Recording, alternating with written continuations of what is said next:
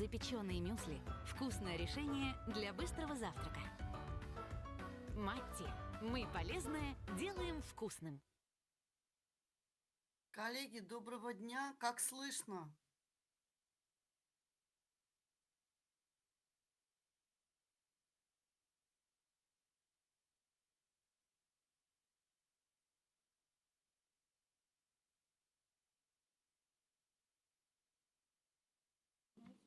Раз.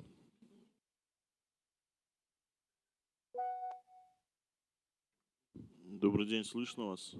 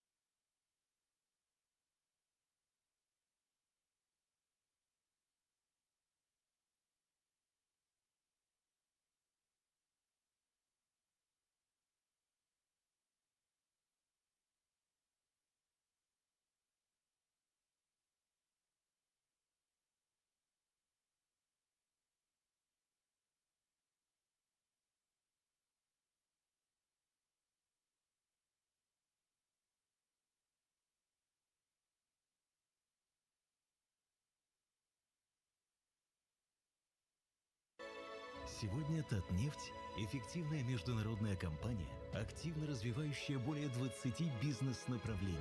От нефтегазодобычи, нефтепереработки, шинного, розничного бизнеса до биотехнологий, генной инженерии. Гордимся, создавая ценности на благо людей.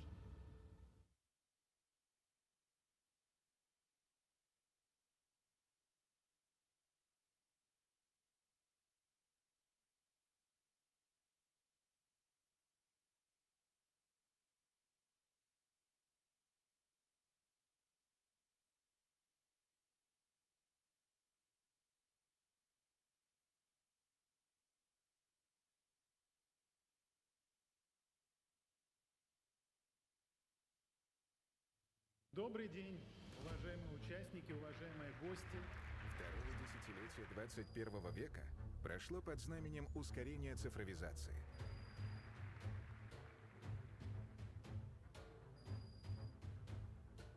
Правительство оказывает максимальную поддержку этому сектору. Эпоха, в которой особенно важной является кибербезопасность. Эксперты, ученые, предприниматели вносит значимый вклад в решение задачи по достижению технологической независимости России.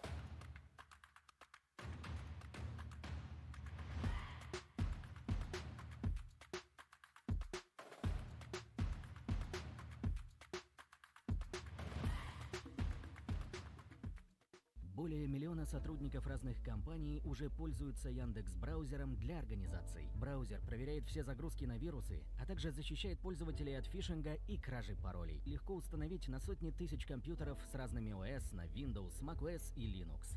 Можно выбрать единые параметры для всех или индивидуальные для каждого отдела. Попробуйте Яндекс.Браузер для организаций. Матти. Хрустящие кранчи-мюсли из цельного зерна. Наполнены вкусом и пользой. Еще больше фруктов, ягод, шоколада и орехов в улучшенном рецепте мюсли Матти. Запеченные мюсли – вкусное решение для быстрого завтрака. Матти. Мы полезное делаем вкусным.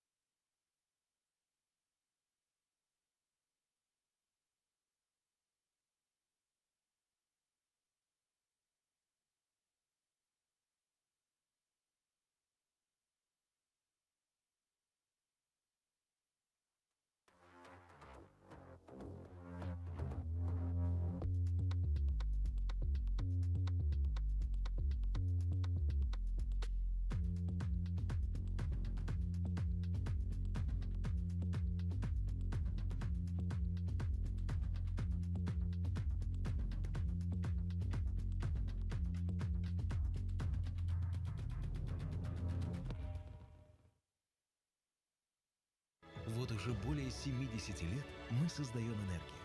Силу, которая движет миром и способствует его развитию. Сегодня Татнефть — эффективная международная компания, активно развивающая более 20 бизнес-направлений. От нефтегазодобычи, нефтепереработки, шинного, розничного бизнеса до биотехнологий, генной инженерии. Гордимся, создавая ценности на благо людей.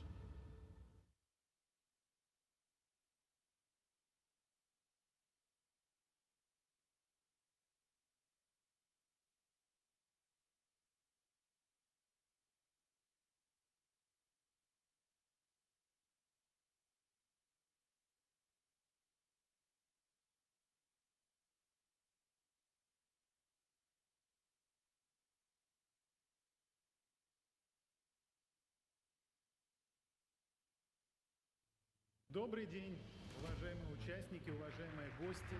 Второе десятилетие 21 века прошло под знаменем ускорения цифровизации. Раз. Правительство оказывает максимальную поддержку этому сектору.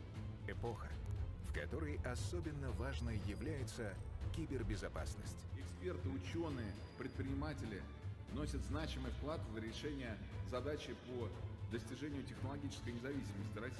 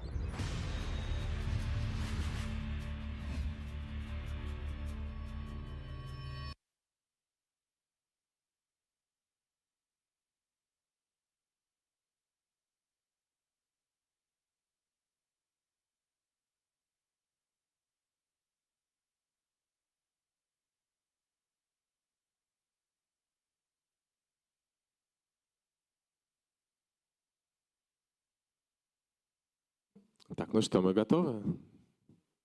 So it seems that we are ready to start.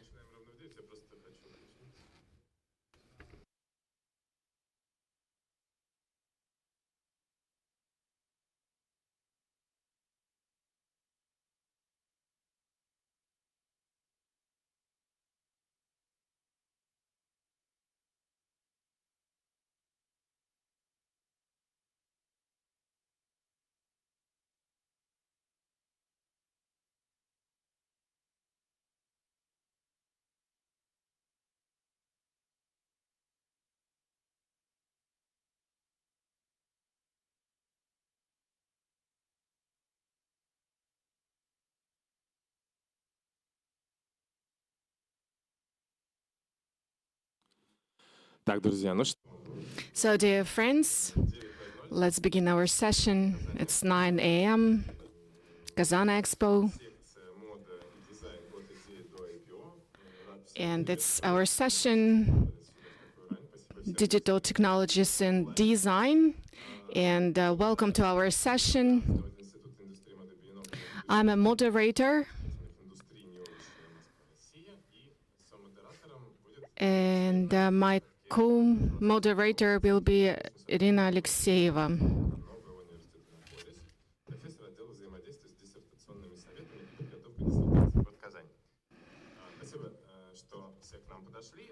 So welcome everyone. We'll start our discussion and we'll discuss the design, the basics of design from the same beginning to IPO.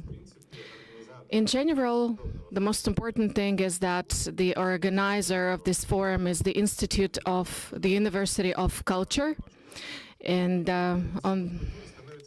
it seems like the University of Culture has already become the University of Creative Industries, and it's no surprise. And it's a good thing that the University of Culture is able to train specialists for this specific sector, and they are able to invite leading expert in the field. This is very important. This is an example of integration of universities and the business sector, and it will definitely help to develop the cultural sector. Culture is an economic sector, and we should remember about that. Today we'll talk about the specifics of the development in the field of creative industries. We'll know about the best practices implemented in Russian regions. And we see our mission to help universities integrate with the representatives of creative industries and develop the economy of any region, drawing a positive example of economic development in Russian regions.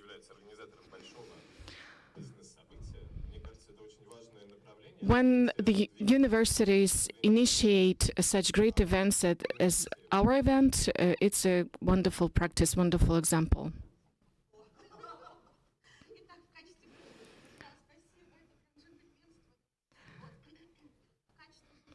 So I would like to add and address our speakers. We will definitely study your presentation. And the only thing I would like to ask you about,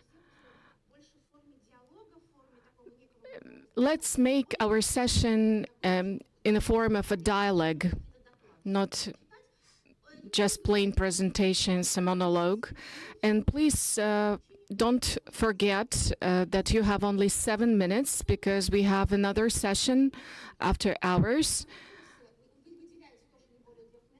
We have 3 more minutes for questions after each presentation, and I would like to give a floor to our first speaker, Georgy Rostovщиков, CEO of the Fashion Hub Resource Center, President of the International Buyers Hub. Hello, everyone.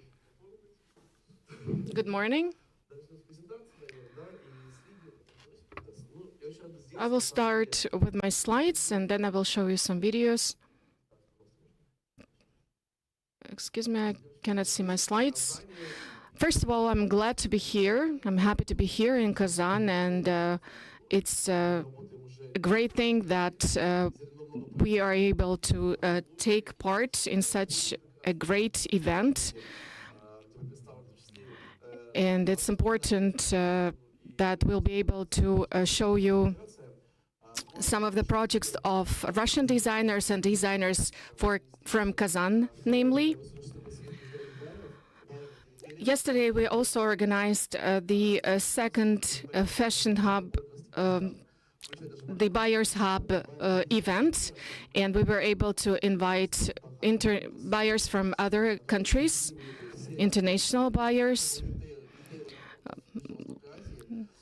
who control the retail sector both in Asia and Europe. Well, maybe let's start with the video then, if we have some technical problem. So that's the first showroom on the Red Square. During the week, more than 400 buyers from Russia and overseas visited this showroom. So we had an opportunity to discuss traditional crafts, new fashion ideas, and now we are preparing a collaboration that we want to present in February and open our corners in Qatar and Saudi Arabia. The best showrooms, Valentin Yudashkin, Edem Couture, and many other brands. So we want our new partners to know as much as possible about the Russian market. This is a huge step in this not easy times, and it's nice to see international partners coming to our events, coming to Russia. And for us, it's important that our colleagues supported us globally. I remember when I was able to meet a buyer who is a celebrity in this field. And he also came to our showroom, and I was so surprised and shocked. I'm so happy that today we can say that in our country we do have international buyers hub, and we are able to present Russian brands. That's a huge event. All retailers and brands, buyers united, forming, shaping the ecosystem, and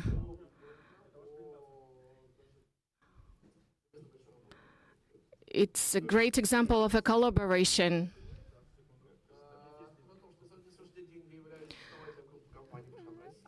I'm the founder of the Fashion Hub Russia. We sell not only fashion goods, but also traditional crafts, beauty products. I had a chance to meet a lot of important people, and we had a chance to organize many wonderful projects, working closely with Roscongress and many governmental institutions. We also provide audit services for fashion brands. We have already done it for more than 100 brands. Also, I mentioned the showroom. We transformed it into an international exhibition, which will take place twice a year. Pop-up stores, we organize international buyers meetings. We opened the first showroom in Azerbaijan, and Leila Alieva visited our showroom. We opened many pop stores with Yuri Matvienko, and on the 26th of September, we will open 5 more boutiques in Azerbaijan, presenting more than 30 brands. So you can see that we have done a lot. And as for the exhibition, we participated in exhibitions in Vdnh, and you probably have heard about it. We demonstrated 5 expositions, Valentin Yudashkin as well, and we promote Russian wedding fashion. And one of the expositions was the cultural code. We had a chance to show those collections that are based on the cultural code. There were some designers from Kazan as well. And it's quite a deep concept if we talk about the wedding fashion, and it's hard to present some wedding traditions without knowing the cultural code of the region. Now we can see that a lot of attention is paid to the future, and you can see some of the celebrities who wear our outfits at many festivals. And also, you probably heard about our project, Department Store Russia, Россия, where we were able to unite. We were able to sell more than 150,000 goods. And now we plan to scale up this department store. We plan to open a new branch in Domodedovo Airport, Vnukovo Airport, GUM, the state department store in Azerbaijan, in Kazakhstan, and plan to open our corner stores in the Middle East. And we have so many kind of goods that we sell there, including the beauty sphere, which is growing rapidly. Another event is Russia's Christmas trees. This is an event, and we organized one of them in Kazan also. We grow fir trees in many locations, including Domodedovo and Vnukovo airports. This year, the hosting city will be St. Petersburg, and in a year it will be Grozny.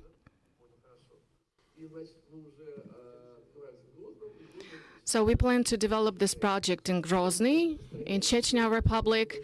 It's quite a popular event, and we launched it in 5 years ago, and became a really great event.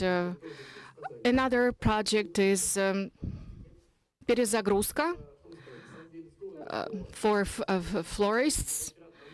And to make a conclusion, I should say that I'm so happy that creative industries are developing rapidly in our country, because this is such a powerful sector of economy, which was underestimated in Russia. So, for example, I'm 37 years old, and for 20 years I've been working in this sector. And when I was traveling to some other countries, I couldn't understand why we here in Russia were not so proud of our goods, our stores, our fashion brands. And now it's a wonderful time to develop and promote our Russian brands. Thank you very much. Семенова Евгения Борисовича, руководителя дизайн-системы ВТБ онлайн, банк ВТБ, с сообщением «Динамический дизайн системы как первый шаг к генеративному дизайну». Всем доброе утро. Good morning, everyone. I work at the cross-section of design and development, IT solutions, so it will be IT biased, I would say. Could you play back my presentation, please?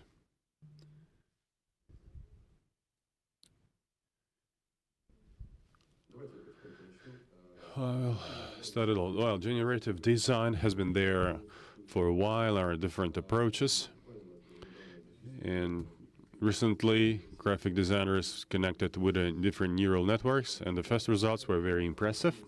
But there are some problems, because it's very hard to scale them up and to get some predicted result. And I would like to tell a story. If the design system is built properly, it could address this task of scaling up.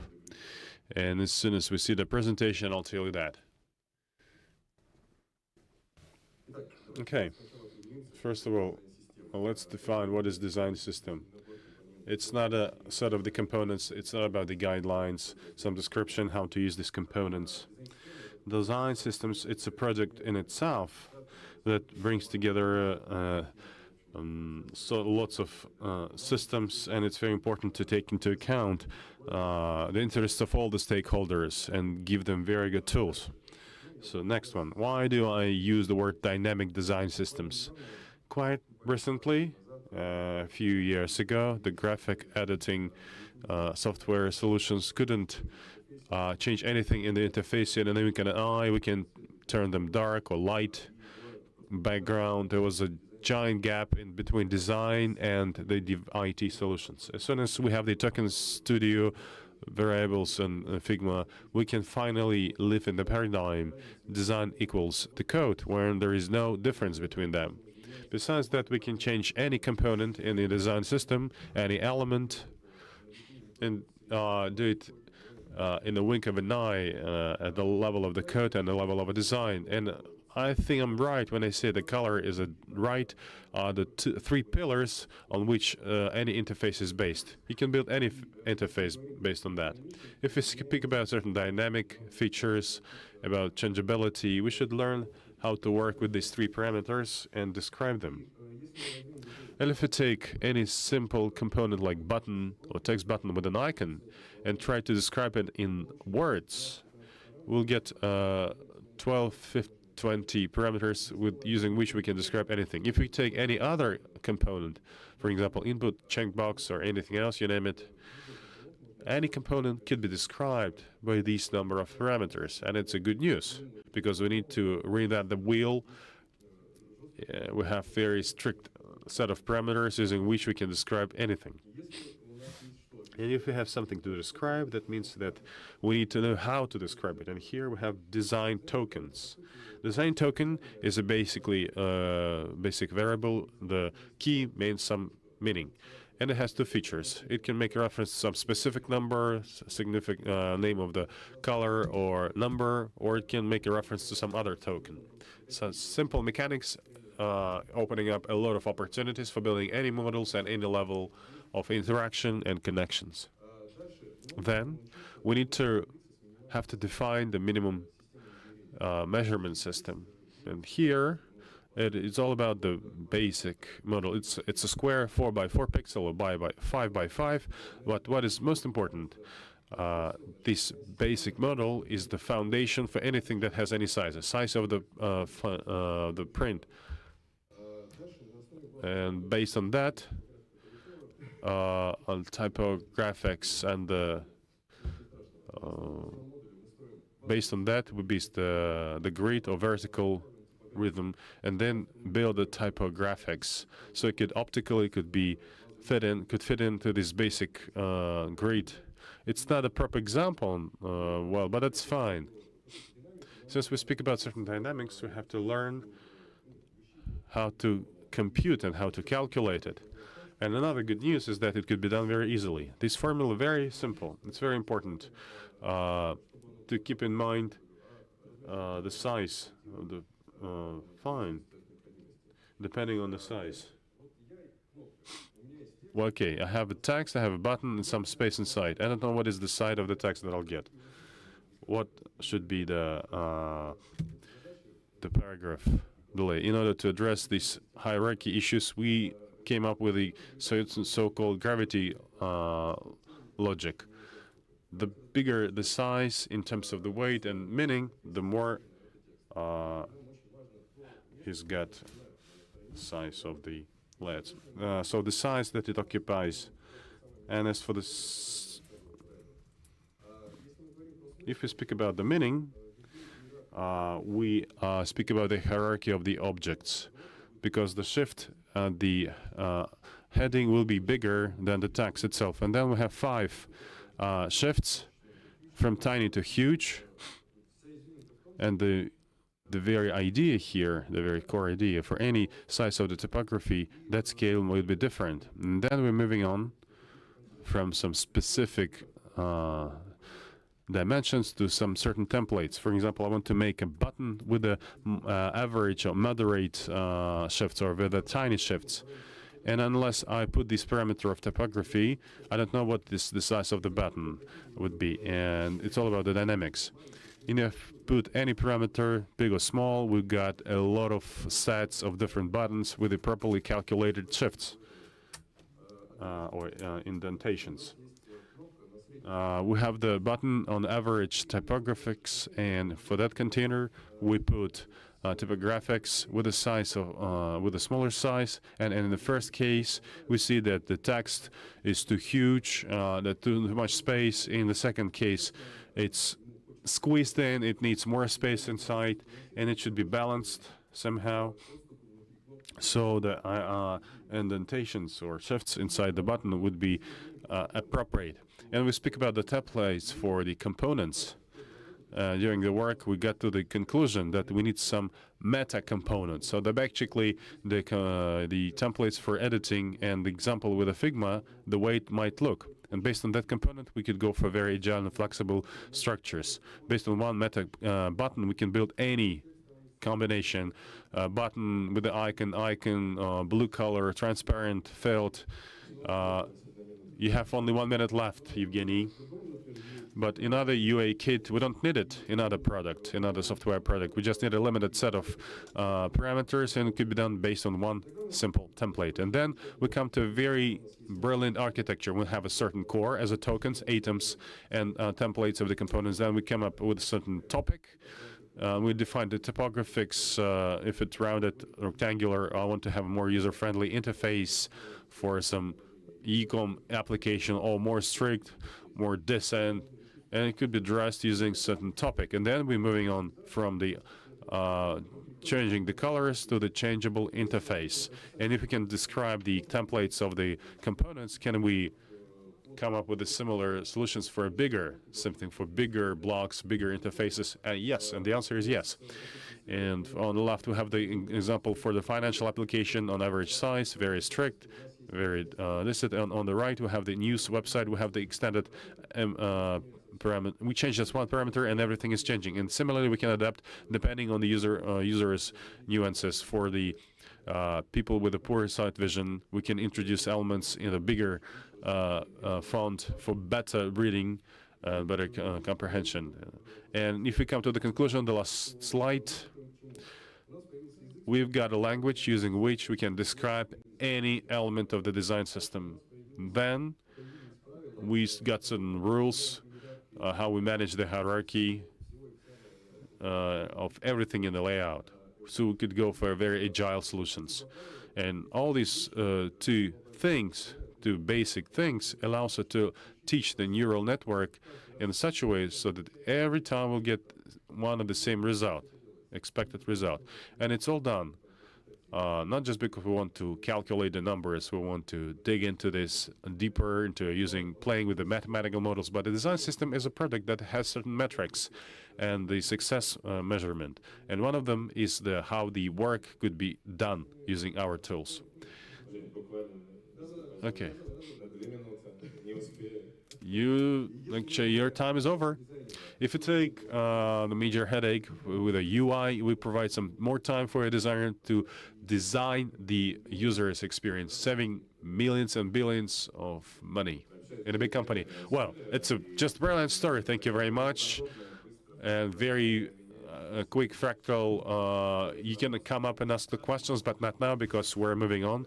And we are very pressed for time. We need to give to the next speaker. And I would like to give the floor to Aydar Kaliyev, candidate of Science Studies, president of Espera Fashion Week, and the major designer of the design vice president of the World Artisan Council for the ASPAC region.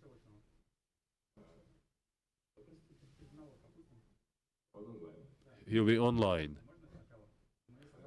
Can we give the floor to somebody who's offline, in offline format? Tell us, please, in advance. Irina Alexeyevna Statkevich, Doctor of the Philosophy, Associate Professor, leading worker of the University of Innopolis, Professor, the acting current of the International Academy, Europe, Asia. Since I don't have much time, I would like to assist my colleagues. As I have already mentioned, my presentation looks like it is supposed to be, but we are so short of time. I would like to take just one aspect from my presentation and to discuss the metaverse as a special form of a mindset, as a form of relationships.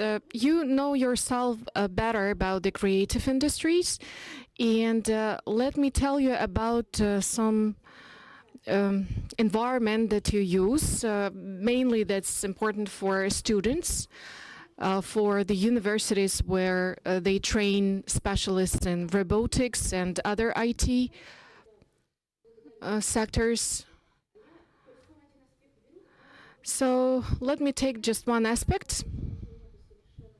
You probably all understand that the concept of design is a special form of a religion, and metaverse is a special form of organizing the digital environment where there are leaders, there are influencers, cults, magicians, and so on. So there is a horizontal hierarchy and the vertical one. So what do I mean? One of the major concepts which we can see among the students who are the consumers of this content. With my colleagues, we've been studying this mindset of our youth for almost 20 years. And I can cite the Magiv Navkhus, who is the Nobel Prize award winner. So your motherland is where your escapism ends. And this escapism exists among our young people, creators, designers, programmers as well.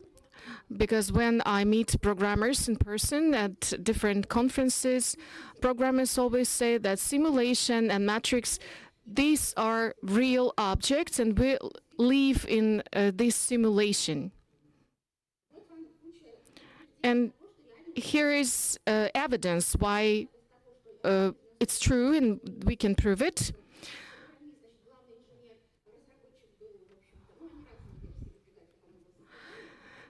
So this metaverse is something they created. These people, they live in this metaverse, and the concept of a metaverse itself, it was proposed in the beginning of the 90s.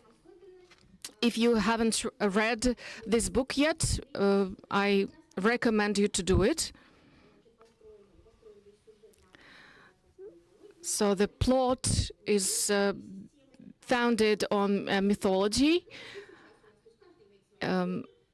All the people there have their own system, governments, different types of relationships between them. And there are some interesting characters who are people. They live in metaverse. They don't use any VR or AR headsets. And for our youth, it's very important to live in the same kind of world. They always mention that when we meet at different conferences, because they say that the avatar is even more important than the way I look like in reality. You all know what avatar is, and it all started with Lady Gaga and other people that we all know. And avatar is an attempt to transfer your real world into the digital environment.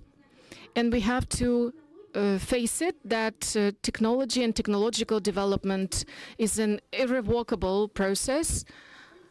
In Innopolis University, we have AI lab, and there is a professor. He's from Syria. His name is Badr Rashid.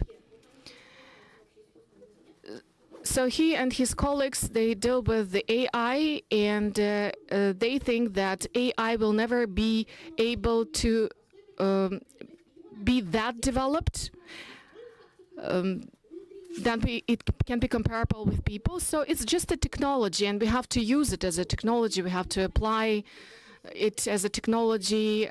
We see the general trend. All fashion brands, for example, use AI, and the representatives of creative industries. We should keep in mind the importance of the commercial side of any issue.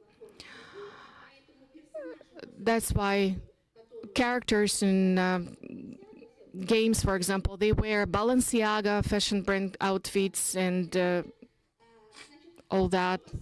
So what do I mean? What is the general idea? We don't have to be afraid of the digital environment. We have to keep a track on our kids for sure, because it's a little bit dangerous for the kids, namely. But our globalized world has certain strict boundaries for the youth, and we have to follow the rules of existing in the digital environment. I don't know if it is something like bright future forecast. It's a technology that you can never stop, and you'd better chair it or lead it.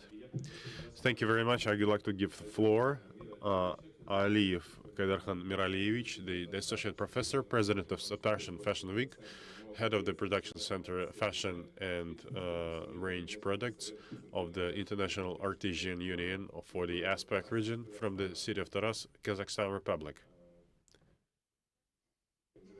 The candidate of technical science. Good morning, can you hear me? And we're so happy to see you. Thank you very much for the invitation. I'm very happy to participate in it, and from the very beginning, I liked it very much.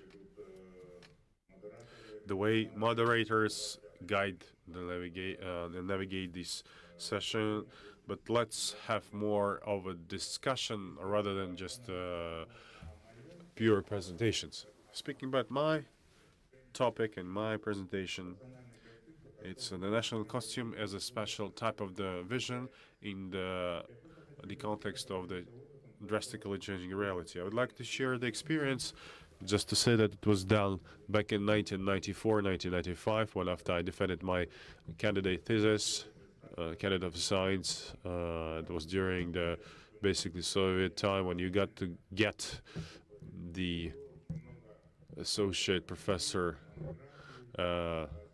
status, and it was very important to get.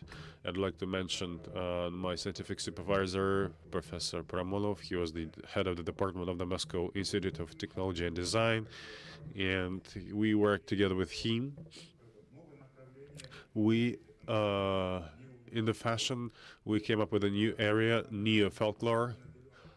First of all, it's the when you combine the tradition with some trendy fashion ideas.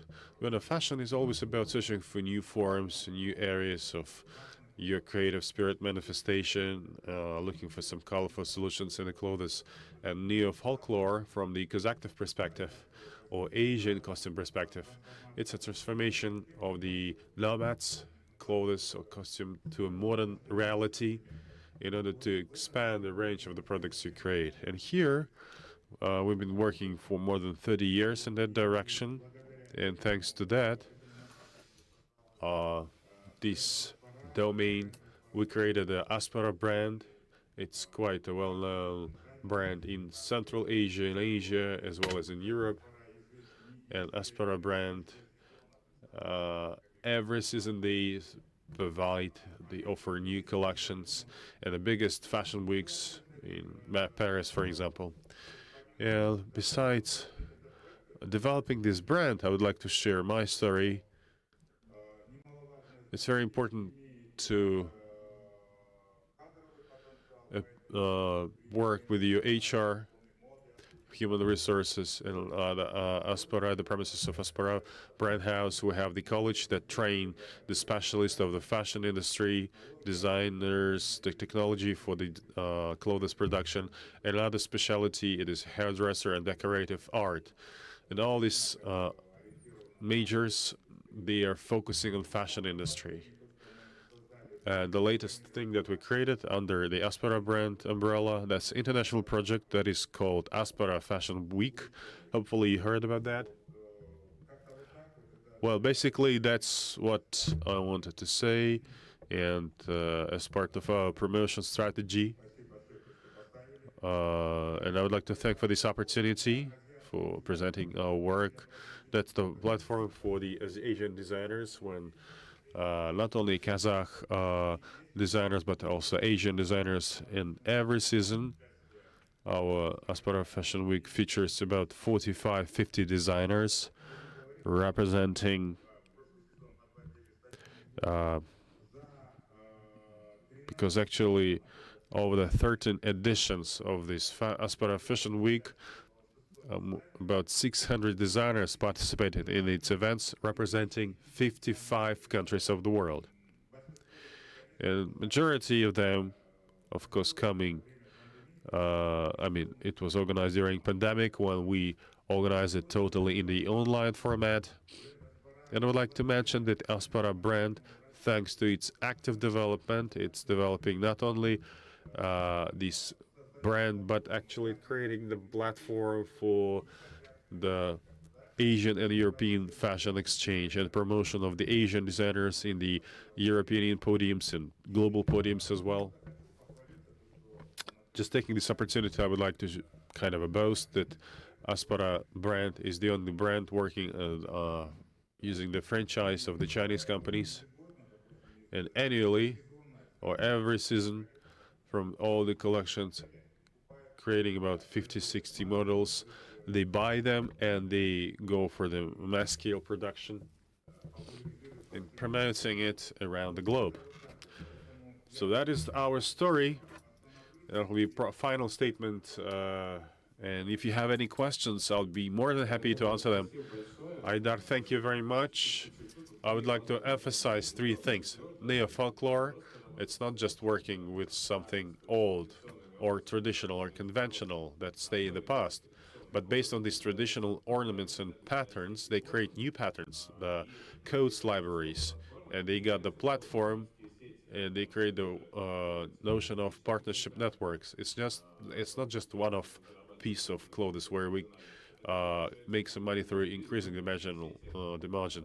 It's the partnership networks that you are promoting and developing. And from the very beginning, I would like to add, you have only 30 seconds to add. So, original clothes that you have just said, as we are developing Kazakh neo-folklore, we brought it to such level that H&M, Zara, such mass market brands that is accessible for every Kazakh resident. And I can see our clothes in Paris and Milano and some other European countries and cities. Well, thank you very much. Your task is to make everybody change their clothes. How can understand that program is successful if we wear the clothes of the designers produced here in Kazan, made here in Kazan? I'd like to give the floor Anastasia Falkovich, the teacher of the National School of the Beauty on Fashion Basics, head of the Le Falka event, member of the Belarus Designers Union, Falkovich brand founder from the city of Minsk, Belarus. Anastasia Alexandrovna, the floor is yours. When you're ready, please tell us, say out loud that you are ready, and we'll just give you the floor. Okay, we'll move on to the next speaker, and Anastasia Alexandrovna will join us later. Okay.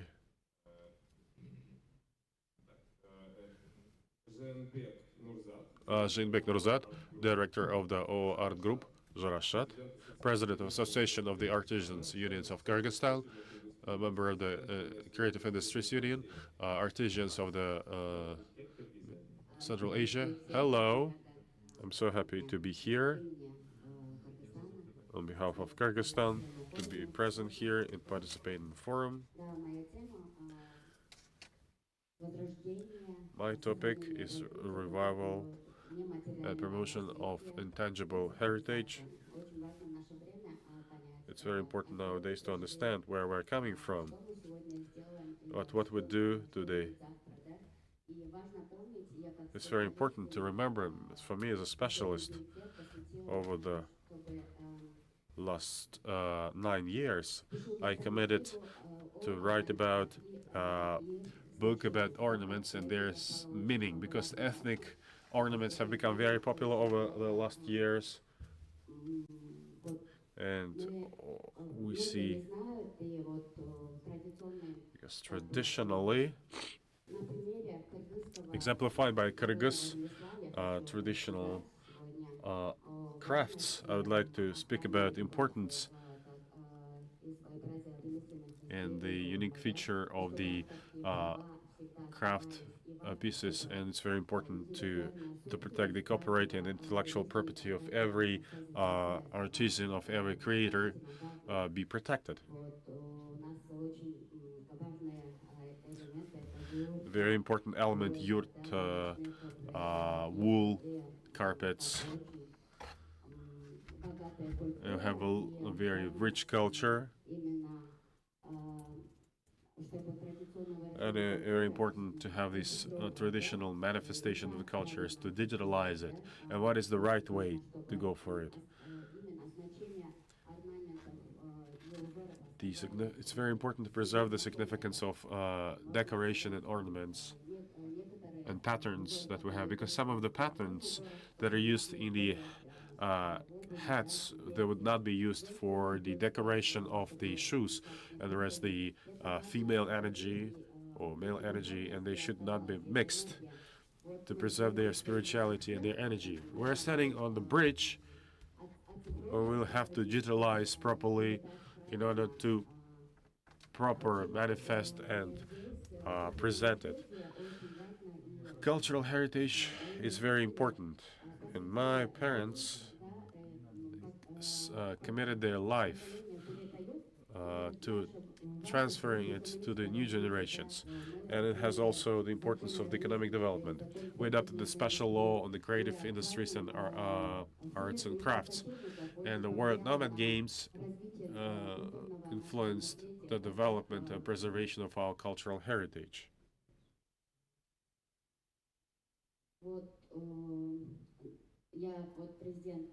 So I'm the president of the Association of the Crafts and Arts of Kyrgyzstan. We try to cover all the regions, even the most remote areas, where all the designers and craftsmen could present their ideas, could provide their creative work, because creative people are sometimes afraid of this digitalization process, and it's very important to cover even the most remote regions in order to create the marketplaces for the crafts to ensure this economic development, not only the spiritual one.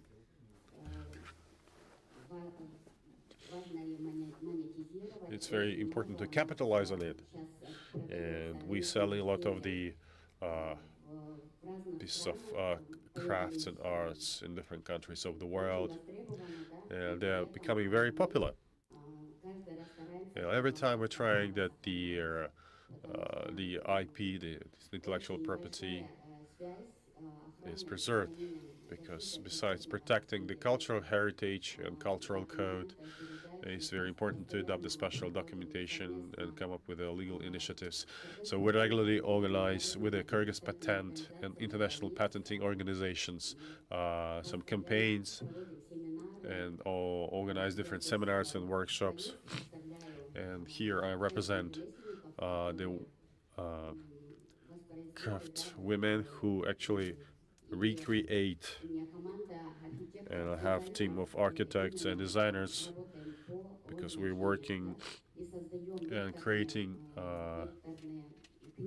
vector books, or like major books, which would shed light on the significance and meaning of different ornaments and patterns. And this information could be downloaded, because we're digitalizing it. The Craftsman Council features more than 80 countries over this period of time. We've got such a high status. For example, Issyk-Kul, that lake, is the motherland of yurts. Laren region is the original land of the traditional Kyrgyz carpets, and this certificate recognizes this historical fact, and it's our big achievement over the recent period. About 58 international certificates were acquired, and two of them actually represent Kyrgyzstan, and more than 180 craftsmen in the region got this WCC trademark. So you speak about great things, you got only 1 minute left. In the end, I would like to say the spirituality is very important for culture to be preserved and develop. It's very important. It's important to give people a chance to be creators, to learn and preserve and nurture their culture. Thank you very much for your attention. As we can hear it, we digitalize traditional crafts and artisans that have these sacred meanings, and that's why we preserve them. We don't waste the resources in order to keep on people working with them. And we apply it in work with the modern designers, because we want to be not to wear something very extravagant, but we should live in the one world. It's all about the designers. We're trying to align it with the business and work with the marketplaces, and we trying to protect. So it's a very good case, and we should study it and exchange this experience. I would like to have some update. Nurzat, as far as we get it, your presentation is made together with Ms. Dusaiva. No, because we wanted to mention her. Okay, thank you. No more remarks. We give the floor, we send best regards to Jamit Khatuna from the Volga Banks, and now we move on to our next speaker, Tursunalieva Erskul Tursunalieva, Director of the Representative Association of Traditional Coordination Center of the Transactions Processing and IP Objects, expert in the IP industry, member of the Association of Creative Industries of Kyrgyz Republic, city of Bishkek. Thank you very much. Hello, I would like to say hello to the participants of this event. But before I start my presentation, I would like to thank the organizers of this wonderful forum where people can meet and find new friends. And I hope that in the future we'll be able to find partners among Kazan companies from Kazan. I'm a representative of a Russian organization, association, which is the biggest in Russia, and it exists on the territory of Kyrgyzstan. It was opened in Moscow as well in 2015. In Kyrgyzstan, it was opened in 2021. And in fact, we started working with blockchain technologies for our republic. Our blockchain association was founded in 2017, and the founders of this association is Skolkovo Foundation, the Higher School of Economics, IPO University, Novy Vek Bank, the Russian Union of Patent Holders, and so on. So the association is also the member of the International Consortium. What can we offer? The association in Kyrgyzstan, and the association has more than 15 digital platforms. It allows to join the digital society and digital community, both of Russia and Kyrgyzstan. We provide opportunities to develop tools and methods to interact with the representatives of the community. And I have already mentioned that we have more than 15 digital platforms. And we help to create the objects of intellectual ownership, and one of the most useful platforms, and it will be especially interesting for those who represent the creative industries. There is a special system, enris.ru. You can check this website. You have to insert your passport details, your logo, and design, and you can get immediately the certificate of ownership. That's what our platform provides. Also, if you have many designs, you can also use the same system, enris.ru. We have Art Cloud system. If you have like 500 or 600 images, you can download them on the platform, and you can select one of them and get a certificate, the ownership certificate for this exact design. I know that today there are many developers among the participants of the forum, and we provide also a save code product. It can be downloaded, and you can download your source code into this save code and get your the certificate for this programming product.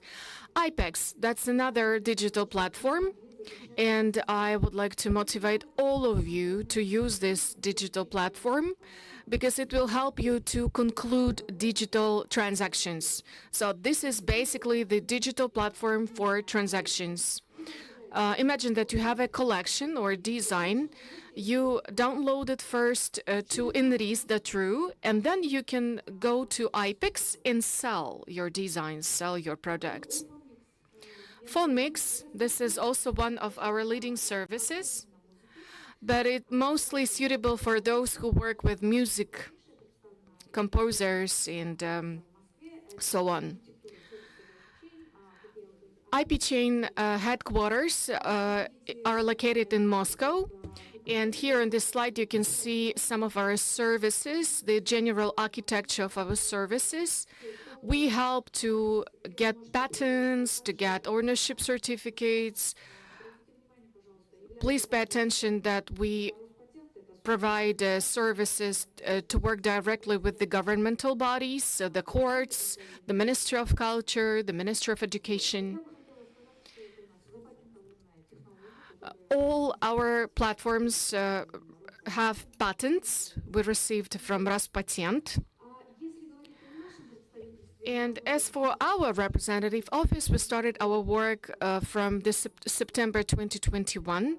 We have more than 20 agreements and try to develop blockchain technology in Kyrgyzstan, providing opportunities for legal entities to develop their registers. And I also would like to add that if you want to become our partner, please email me, let me know, and we will help you, the companies from Kazan and Russia, to find partners in Kyrgyzstan. On this map, you can see the scale of our work that we completed within this year. We call them nodes. For these, namely 20 companies, we help to develop blockchain technologies. First of all, to build up a register in the field of literature, science, and arts. Thank you very much. Thank you. Such an interesting topic. We are also developing this legal competence among designers and representatives of the creative industries. And blockchain is a wonderful tool that can be used in this case. So it's very important to find partners and to work together. And blockchain is exactly the real tool, very efficient tool that can help to find partners. So legal products are needed to promote the best practices. We need to understand how many products in which sectors are being purchased in a certain field.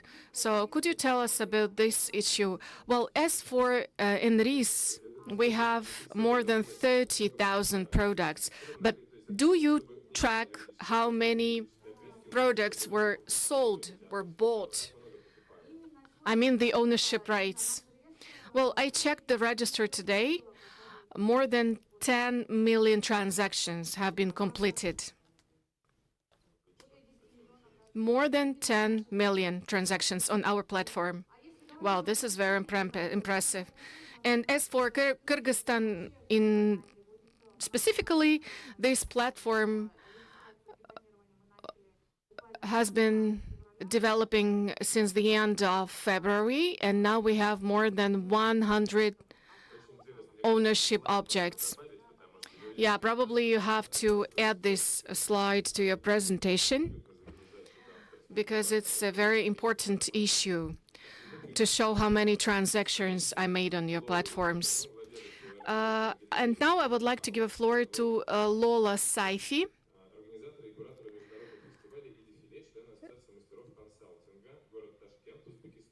She is the owner of and art director of Human House Gallery and the World Craft Council member. So Lola, are you here with us?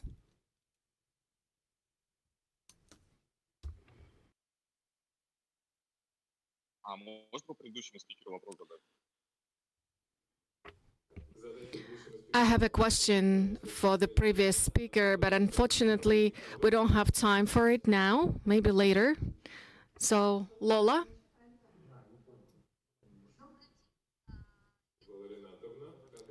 Lola Renatovna, can you hear us well enough? Unfortunately, I don't hear you. We tried to fix, but unfortunately, I cannot hear you. I can see you, but I cannot hear you. So let me present myself. My name is Lola Saifieva. I'm the owner and the art director of Human House Gallery. We mostly work with folk, traditional crafts and design. We also organize many cultural and educational events in our gallery. And of course, as everybody else, we have to implement IT solutions into our work because, as Richard Branson said, if you do not exist in internet, you do not exist at all.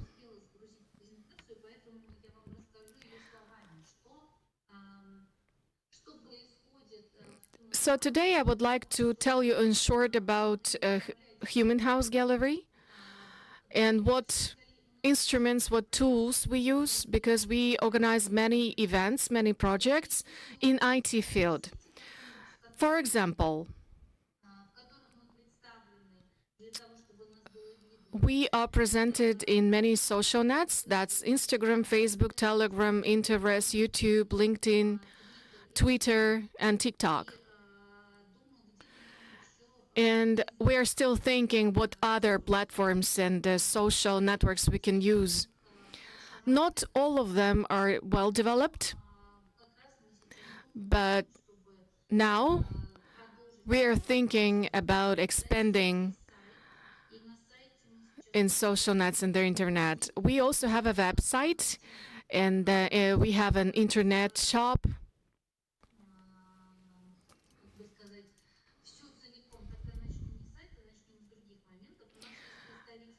We also have a representative office on marketplace, including eBay. We also sell paintings on such and part. We have some project. For them, we developed the concept of online exhibitions. So we organize online exhibitions, and I also organize educational courses for craftsmen and artisans in Kazakhstan. And we also have online workshops. And in order to unite, to integrate all that, we plan to develop our website, and I have already mentioned the internet shop that we have on our website. And also we place all the information about Human House Gallery there. In our gallery, we have more than 260 craftsmen and artisans from all Middle Asia. As you see, so many people are our partners, and that's why we have to control the storage via Telegram. And if you're interested in my experience in this field, I'm ready to share it with you. So yeah, your experience is valuable for sure, so please don't be shy if you want to know more about that.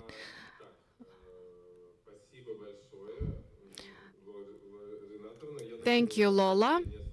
Unfortunately, it seems like you cannot hear me. Unfortunately, we have certain technical issues. But as soon as we are eager to hear all our speakers, we'll definitely do our best to connect all the speakers. And now I would like to give a floor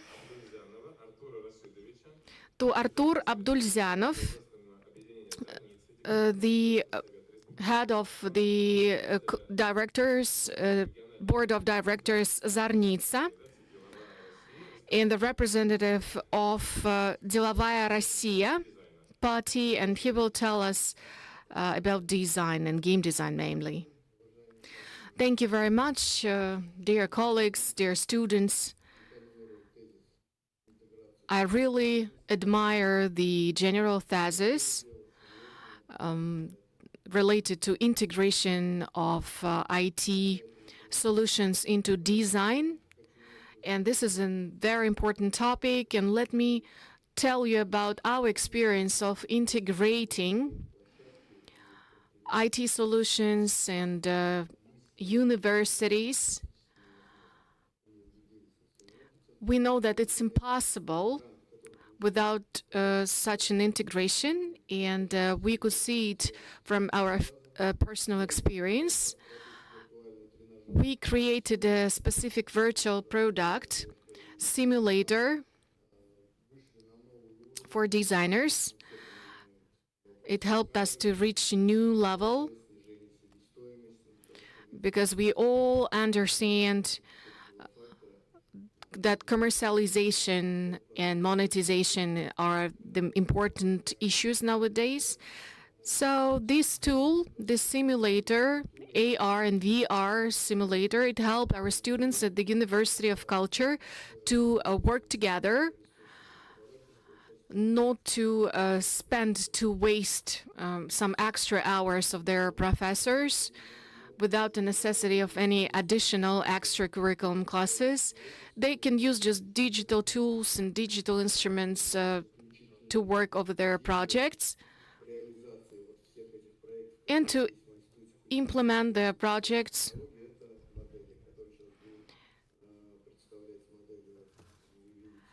On this slide, you can see some of the images, some of the photos of the collections developed by students. They developed them with this simulator.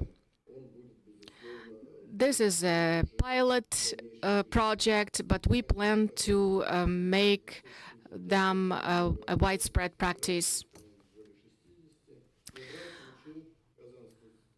The University of Culture in Kazan was the only educational institution who got a grant in the field of digitalization.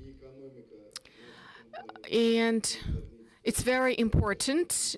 And at Zarnitsa and our company, we are the partner of the University of Culture, and we were able to help them to create a collection and to provide legal assistance as well to promote their collection on the marketplace. We also helped to find partners among the business society of our country. And now we are about to get a commercial value of this collection. And you know, it's really hard to synchronize the creative products and to make them commercially successful. And you know probably that there is a stereotype that culture is impossible to commercialize culture, but now you can see that it's possible, and we plan to continue this track, this trend, and to assure you that cultural production is a great taxpayer. We have founded a company, a joint project, and via this company, we plan to sell collections developed by design by students.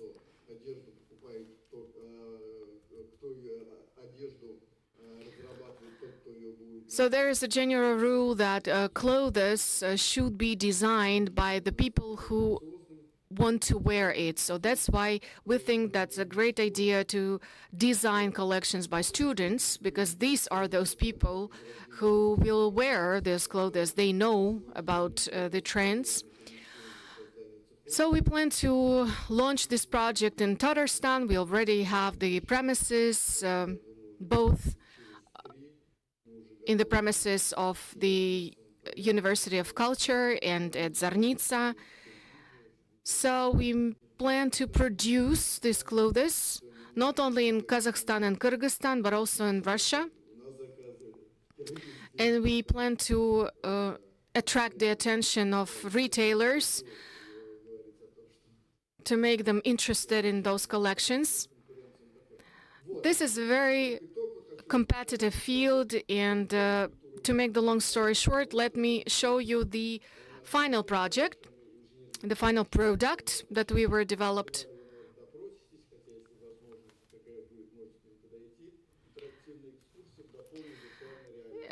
You can also have a virtual reality and augmented reality tour if you're interested to.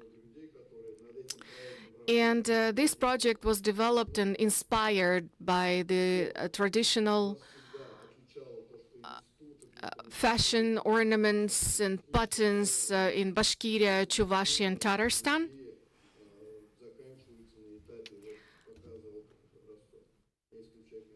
And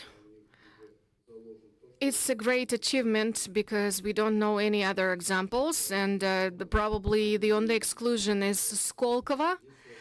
And even in Skolkovo, they don't have many products developed in the cultural sector. We do understand that it has distinct features and so many differences between cultural sector and other sectors.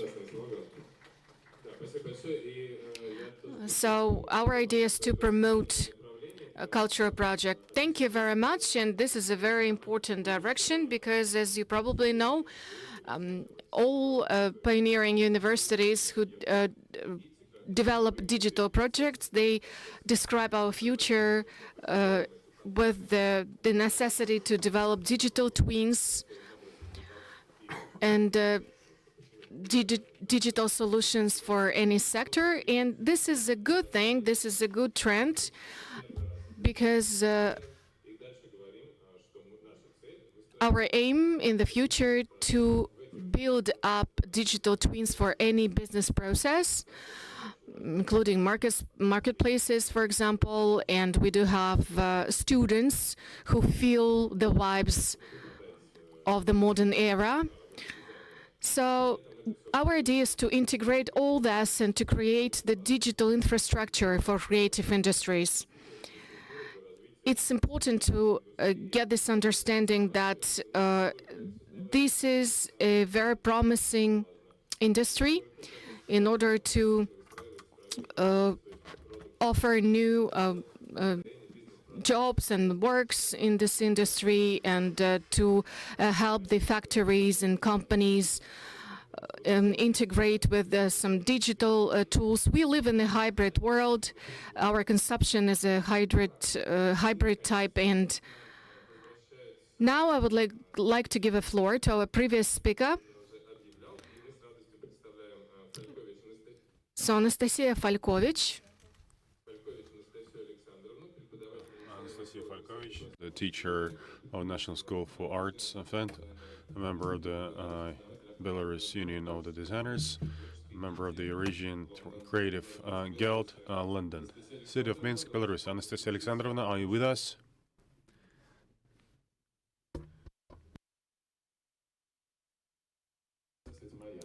And actually the presentation that they put is mine. So basically that is the wrong presentation.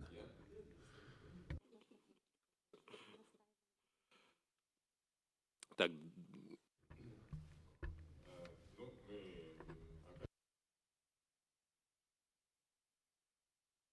In the world. Okay, I have the presentation of Anastasia. Anastasia, are you here? Can you hear us? We can see your presentation.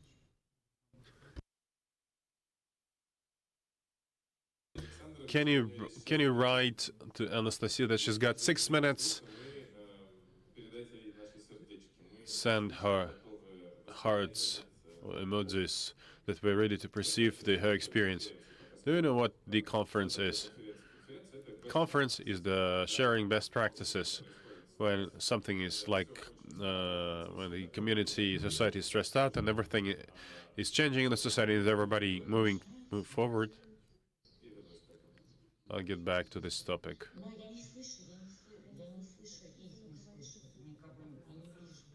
I cannot see, I cannot hear them, but we can hear you, and your voice will guide us through the darkness of uncertainty to new digital business and interaction. Good morning, ladies and gentlemen. We're ready to welcome you from Belarus. Thank you for hearing me, everybody. Hi. I cannot hear you or see you. My name is Anastasia Falkovich. I'm Belarus designer and the head of the many significant and high-profile projects that we implement in our country. And so what we do? What do we do? We're trying to preserve our culture, our national values, using new technologies, and we're trying to do our best. So our craftsmen and artisans use the manual work, something like handmade solutions, but using the technologies, we can use them in our work. And I believe in your countries you use these national ornaments and decorations, the Belarus ornaments. Okay, you changed the slides. Thank you very much for that. And since the handmade pieces of art is quite expensive, and those enthusiasts who love it, unfortunately, not always can afford buying any handmade crafts. Embroidered, for example, pieces. And since 2012, we use the sewing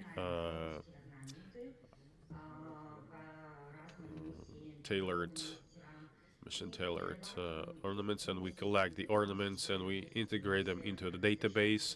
We go for the digital version, and we have big database on different regions, and using the software, we transfer, upgrade, update, create, and finally create a collection. That's the latest collection. It's more for the podium and like high-end fashion, but for everyday clothes by creating the suits and clothes for the stage performers or for representatives, the beauty contests. We use the decorations, we embroider them, integrate different crystals and integrate new ornaments, new motifs, which are authentic, original, and Belarus wise. And it is done by, according to the desire of our clients. If it is some keepsakes or some souvenirs, we define the ornaments depending on their preferences. We have big Mark Farmel company, and last year we helped them to develop new collection, and they used our symbols and ornaments. And this collection was quite successful. It is sold in Kazakhstan, in Russia, and in Belarus. So not only in our country, but outside it as well. Next slide, please. Very active, and they preserve the symbols of cultural symbols, also in sports industry, because we have our Belarus national identity in our republic. We host sports festival supported by National Olympic Committee and trade unions of Belarus, art house gallery, Belbrain Audit Company. They are the sponsors. This year we went to Brest region, and you heard about it in the media. And thanks to our artists and designers, there were about 200 of them. For the Pruzhany city, they created skate roller track for this city. And you can see on the slides and these pictures that they used the ornaments and the symbols specific to the embroidered and garment products. So these ornaments and symbols were digitalized, and the designers, together with children, draw them. So this way, we integrated into the kids that became part of their cultural upbringing and education. They got introduced to this culture, see how immersed they are. And I believe that we should use all the available knowledge, and youth are very much interested in it.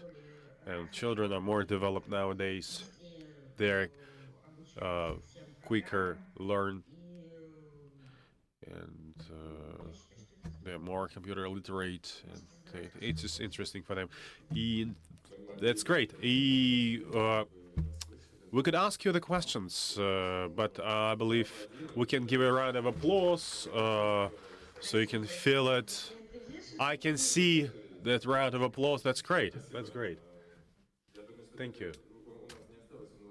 We have no online speakers, but we'll be giving such a round of applause to have this visual contact. Okay, thank you very much. I'll be the next speaker in my report. It will be very quick and a lot of information. So I'm going for a re-engineering of the fashion industry, in the history of the fashion industry development. As soon as I have my presentation on, it will be more dynamic, I can assure you. Well, because sometimes the hardware cannot sustain that much commitment, because, you know, you're going through this epoch of uncertainty. I'll be speaking about the partnership chains of the value creation, value chain. So this diagram that the Moscow Physics Technical Institute and Polytech in St. Pete using with BMW or with some German automotive producers, and they create digital twins for the products, I mean the vehicles, the cars, and they go for crash tests. So the digital car going and hits some barrier, but it saves a lot of money, a lot of resources. That's one of the advanced solutions that should be applied to the fashion industry and build and create the digital twins that we just heard. Not only the digital twins of the objects, they are also digital twins of the processes. And if these twins are there, that's what we're looking at the slide, it allows to collect this this split and separated industry and put it together. What is important to understand? Fashion industry is not a light industry, but they should be much as integrated as possible. We created different goods. Fashion industry create not the goods, but the narration. It's a hybrid product where the better creative creation is, the better it is integrated in the production, then the stronger the economic benefit. Why Belgium, Japan, and Italy are so developed? Because they integrated light industry, the production, going for a large scale and connected with a creative industry. We're going through the post-industrial economy. We don't have just many players, experimental and showing workshops or industry showrooms, what was presented by previous speakers. What Gosha told us about, but we have the creators, creative industries, fashion weeks, in fashion magazines, and the better they are integrated into each other, the better they are aligned into retail and creative industry, the more profitable the business is. And we see that there are not so many designers and design of the clothes of the Kazan designers that we can buy. And where we can buy them, it's not really obvious, and we should overcome this discrepancy. How we can do that? When there is certain stress and the markets are closed. Okay, we've got 30 years in order to build this unified system, but We don't want to wait. We want to take advantage of the advanced methods and to just facilitate this process. So what we've got there, as for the science, what can science can offer? We should build the systems. If we model the system, then we can put this, squeeze these 30 years into 5. In the USSR, the share of the light industry occupied 10%. As for the GDP, nowadays it holds only 1%, and primarily that's the state procurement and for special uniform and special clothes. So we can see different players, stakeholders, and the processes, how they are aligned and integrated. We should see the missing links and components, and if they are not there, should grow them. But to do that, we need to model this process. And modeling allows to save up to 30%, 26% in terms of the price, and it enhances and speed up 4 times, because the airplanes, the crafts, they are designing using digital tools, because actually it saves up the time and money. So first, modeling, which is needed, and if we model from the scratch, from the lightweight, light industry up to the retail, then we'll get the needed effect. Secondly, so what is the way to model? We can go and start growing the stamps. Starting from the Institute of Culture into the Institute of Creative Industries. How can we do it? We can grow stamps, we can invest into production, working together, but if we go following the conventional model, then we'll get this unexpected effect. No, it doesn't work. No, it doesn't become popular. So, because and modeling actually allows to go for advanced solutions with the early contracting technique. First, we come to the retailer and ask him the question, what parameters you need? For example, as a drop retailer needs specific brands, and they say, okay, in Kazan, there are very nice brands, I would like to have them to be part of this program. And they got some investment, could be produced in certain volume, and we're ready to sign a contract for that. That's how you should model these processes, through early contracting solutions. Since the chains are quite long, in the expo we cannot connect the retailers and the designers, because you need the production side, because you cannot make the designers for production interiors, because they need the retailers as well. And these long processes are not created by anybody. There are some softwares of my business and we bring to the expositions, but nothing is going on. There are strong brands like food industry. It is way much developed here. We see unique supermarkets and unique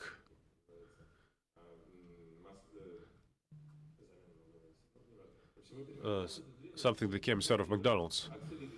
Have to accelerate and moderate and manage the risks, and as for the legal supervision and support, should somehow guide it. Stone Island brand worked through the agency, worked with the 50 retailers, and had sales about 800 million. Did they invest into production of the goods in Russia? No, they didn't. But in order to get the proper revenue, they have to scale up. So how did they do it? So they created samples, one-off pieces that you can create in labs or in their own labs. And these one-off pieces then further on should, through the prospecting and forecasting, go to the retailers, reach the retailers, and the real world, the perfect world, if the brand is stronger than the brand of the retailer, Turnout is buying them. They want to buy, but they can't, because Turnout is now communicating with the Russian retailers anymore. But that's how it works for them. So they assemble the order, the brand is not investing in it. They are working as part of this partnership chain. If we analyze this type of the group strategies that are popular in Belgium, Italy, in Japan, and in some other countries as well, to analyze these partnership strategies so the students can understand their role, would like to be the agency or the production or producers, because the craft and this local small production is also a very good story. So in order to scale up, so the retail brands are stronger than the stamp, the makes brands, all the retailers working, and they said, actually, you should pay us, these make producers, because we're better than the brand. So we have to work using the methods of early contracting, but it's very important to build this long chain because the retailer will send a request. We need this type of gold pieces with a diamond, impregnated diamonds, or some specific precious stones. You selecting the makes that are ready to work with them, and the retailer write the contract, and the production says, okay, they can adjust their conveyor to that. They compare the prices, or it's 2 million, and for example, for makes it's 4 million, and in the shelves it will be is 8 million. It is provided to the corporation, the Yakutia Development Corporation. That's what we initiated together with the Yakutia region, and initiate the production of the goods that are for the makes that are residents in Yakutia, and it is returned as a tax revenue, and then to put it on the shelves. That's how we work, and we offer everybody to become our partners, and we'll be happy to work with you. So that's quite a complex system. I cannot redraw it in a more clear way. That's the process model, how we can work. We have the relation, we have the players, and we have relations between these players and these relations. It's very important to put it in a more clear and transparent form, and turn into mathematical models and digital models and the digital twin of the industry. How are we going to work? And that's the task of the Institute of Cultures, not to grow the one-off unique actors, but to create the whole community, just like they do in Belgium, to create this, or Japan, a multitude of Japanese designers that working through department stores and magazines turn into big industry. And the similar will work in the international arena, because Kazan is the most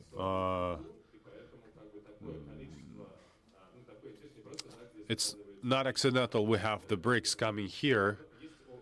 It's quite popular and well-known brand.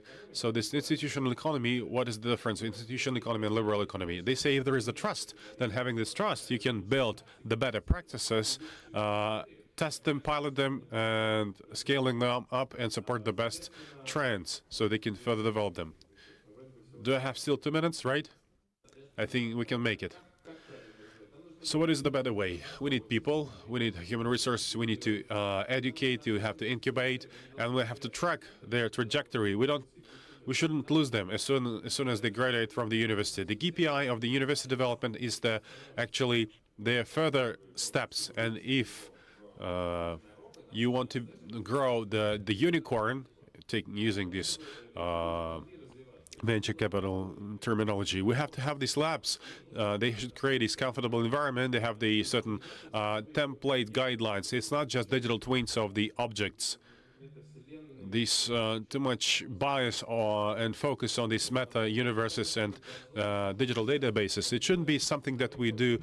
They create the digital copies or replicas. We create the tools in order to integrate, to involve more people here, to have to apply this KPI approach of this smart mirror. That's the number of the sales. And the KPI of these digital templates is using this thing. We have to have the early contracting from the retailers, go for the qualifying selection, thus created these prototypes, and go for thing that the retailers go for pre-ordering of these objects, have these loan tools in order to increase the scale. When the makes go for the 5 units, it's a small business that can make, and they're growing marginality, selling it at a higher price. But we want to wear these clothes, and we want to have the bigger number. And so we have to go outside the region. We're working not only in Tatarstan, but we use the Tatarstan as the environment to work around the globe and integrate these processes that Georgi spoke about, and to integrate international retailers, having the contracts with them, what kind of brands they would makes they want to see, and integrate them and to support them. And further on, as was rightfully said by Artur Rashidovich, it's right to build the production system when you have a clear understanding of this order, and to develop and to design this developed economy, creative economy, where I have this production infrastructure. It's very important to go to the development of the networks of the production. Since we have the problem with the raw materials, we have to have smart factories and smart warehouses. And smart warehouses, we need them because we need to get these raw materials and have a chance to work with what we really need, and to get the data from the marketplaces. And we also have the buyers. We have to work with the industry of influence through local codes. We have to bring on the magazines, leaders, opinion leaders, and city stylists, and we have to develop the critics. We shouldn't copy somebody else, but we should be unique, because the creative economy is cyberspace. We can remember about 50 or 100 brands. If we're going for copies of these and replicas of these brands, it's not an industry of copying and replicating. It's the industry of uniqueness, actually. And here, a lot of opportunities is achieved through the A3 copying national costume. It's there in the library or in the digital patterns that the designer is working with in the real time. We have to create brands that shouldn't be national. They should be unique, because there is no other way of working with the uniqueness, otherwise based on the tradition. That's the simple and one of the only ways. That's an example how we can build regional system. We have designers, we have the producers of the feedstock, the producers of end products, distribution channels, creative industry, we have universities, and we have state. It's very important to have investor and partner that would support, that will be further promoting the success of algorithms. And we should take advantage of universities, because the universities are the center for the region modernization. These competence centers, together with the partners, I mean the federal partners, because and international as well, together with the managing companies that allow to fine-tune these processes, they should model the life cycle. Step 1, step 2, step 3, and so on. And while modeling this life cycle, you can manage successfully the loan risks, credit risks. We have the database, the processes of connectivity, and it's all moving towards this. And let's give a chance to take some rest, because he overwhelmed us with this information. And we have the final speaker, Nadezhda Alexeyevna, Doctor of the Technical Science, Professor of Fashion of Moscow State University named after Kosygin, member of the Designers Association of Russia, City of Moscow, and she'll have the postgraduate student of the Moscow State University named after Kosygin, Roman Vasilievich. They will present the experience of organizing the virtual expo, Romanov in Meta Universe. Good morning, dear colleagues. I'm also the supervisor of the master's program, Digital Fashion. And that's why I think that it's very important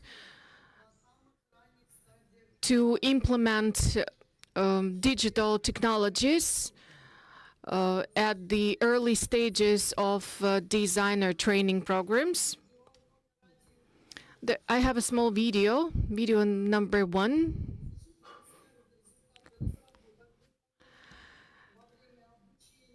And we will show you some of the results of our master degree program. We developed digital projects, and one of them was prepared by Maxim Romanov. Digital art is gaining popularity, and that's why we have a number of digital forms of exhibition.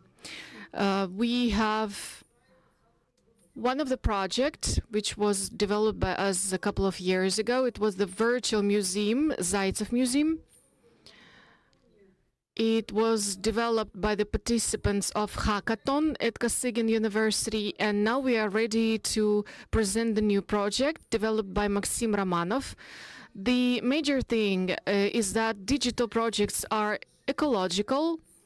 They can help us to expand the boundaries of any brand promotion.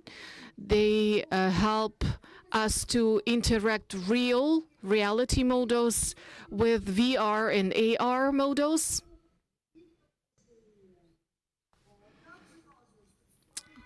Also, it's extremely important that digital products can be sold because they are individual products, And could you please switch our second video on?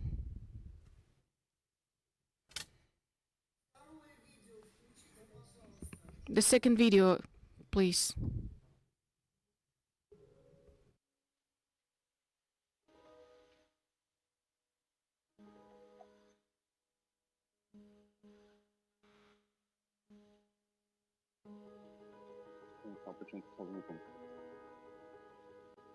Максим, наверное, можно прокомментировать. А, звук включили. Мгм.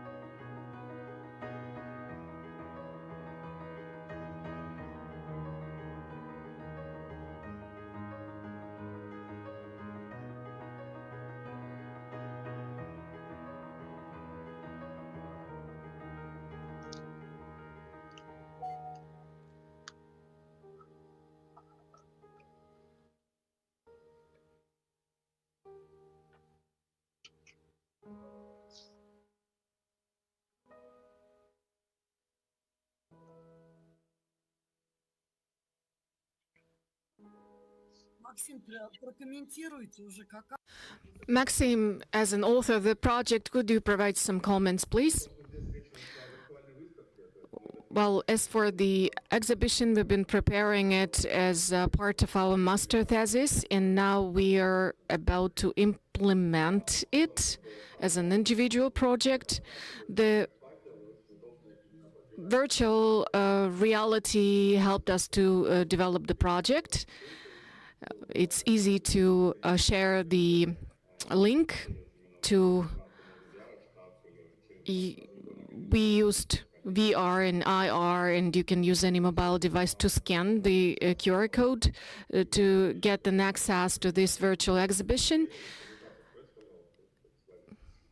Could we please get back to the slides?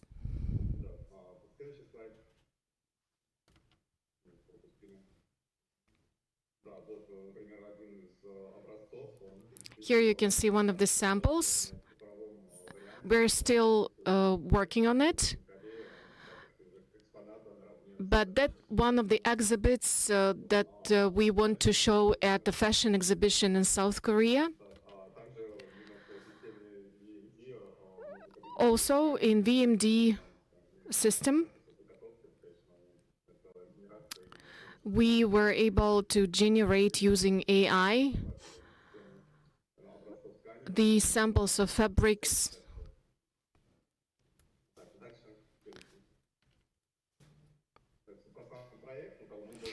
And that's the visual brief of our project.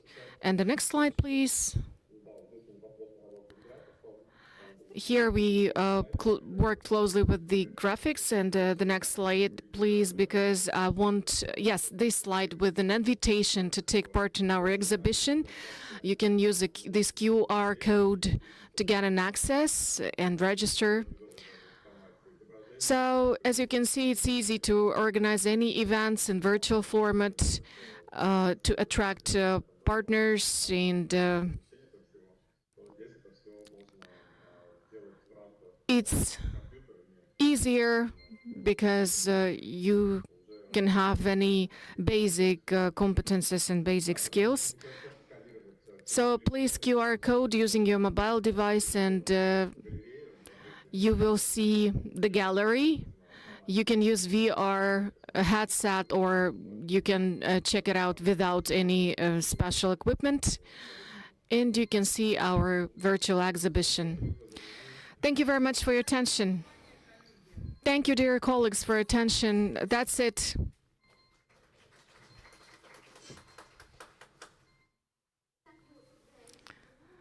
So we are about to complete the work at our session. I would like to thank all our speakers. We appreciate your efforts, and we would like to thank the Dean of the University of Culture, the honored teacher of the Republic of Tatarstan. Rasif Farukhovich, the floor is yours. Dear colleagues, first of all, I would like, on behalf of our rector, Rosa Akhmadiyeva, Dr. Rosa Akhmadiyeva, thank you for participation in our session and for this fruitful work. And this is not the platform to show off and to provide reports on our achievements, but this is a wonderful chance to find new ways for partnership ties development. And I would like to thank Aydarkhan Graliyev, who is the president of Sfara Fashion Week. And we used to say that Peter I was able to open the window to the West. Now Aydarkhan Aliyevich helps us to open the window to Asia. For example, at Milan Fashion Week, the only Russian designer presented there was our student, Naila Burganova. She's here in this conference hall with us. And Artur has already demonstrated some of the collections that we developed together. And also, you can see some of the products, some of the items that we designed. And the major problem is not related to design, but to manufacturing. And Alexei Bazhenov could probably help us with manufacturing issues. And Georgy Rostovщиков, we have been working closely for a long time already in different sectors and industries, creative industries, and different geographical locations like Novosibirsk and Krasnoyarsk in Siberia, for example. This summer, we went to the conference they organized, and one of the directions of this partnership was our plan for 2025-2026 to open a new program, educational program, flower design, floristics. We plan to work closely in collaboration with his team. Well, this is a wonderful idea because floristics, flower design has never been suggested as a direction of design, and now we understand that this also is a very promising field, and this is a breakthrough for sure. Yes, and we continue working now some textbooks and educational materials. We also plan to develop educational programs as additional educational programs for the representative of creative industries. We work in collaboration with Georgy Rostovщиков from Russian Fashion Hub. And also today and yesterday we had a chance to have a discussion to talk with our colleagues from Kyrgyzstan. And they are eager to work with us closely in terms of blockchain technologies development, and it will definitely help us to implement digital technologies at our universities and to promote our projects on their platform. And for the third year, for 3 years already, we have been participating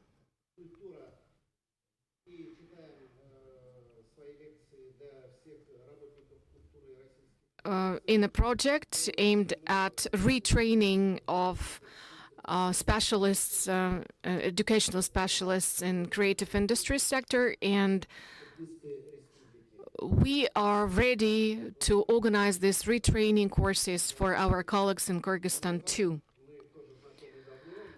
We know each other with Nurzat for a long time already, and we were implementing many projects before.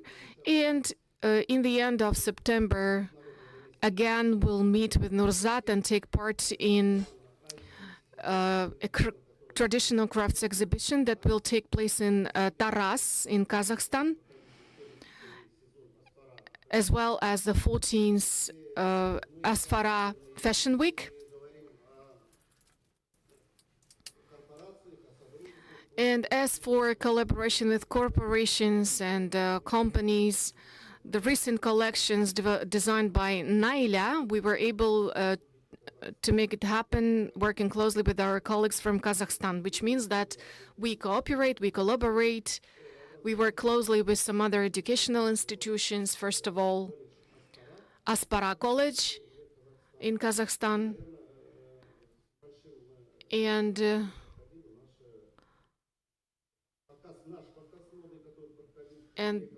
the fashion show, which took place in Kremlin on the 20th of June. We presented 9 collections.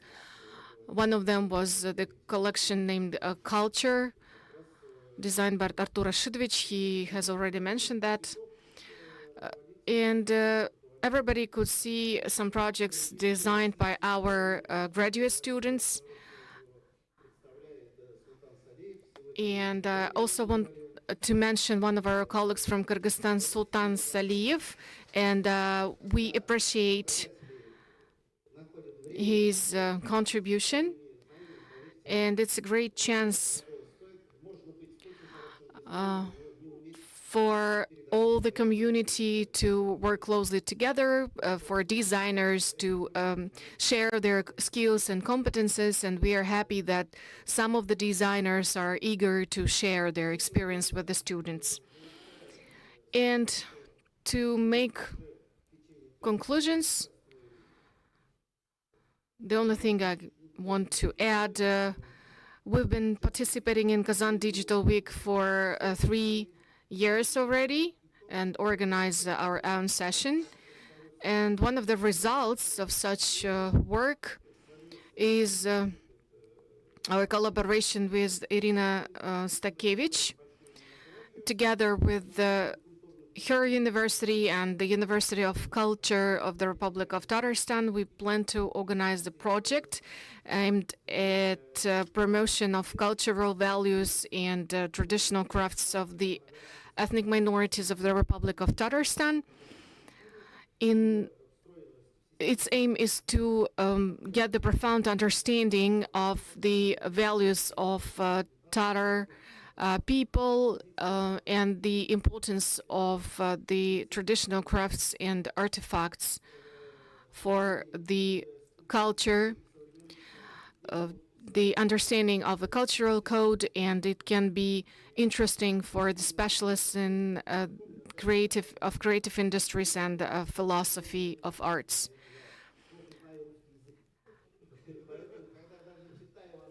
So when I personally read the abstracts of publications, we work closely with our colleagues from Innopolis, and of course, all the results, all the achievements, Irina contributed a lot to make it happen. So we also want to invite you to some other events on the 18th and 19th of September. In St. Petersburg, there will be a huge, great forum, the Union of Fashion, and many designers also from Kazan will participate in that forum. That's an important event. We'll also have our own session. I'm the one who is responsible for organizing it, and I would like to invite all our guests from CIS countries. And again, please join our conference. Thank you very much. Thank you.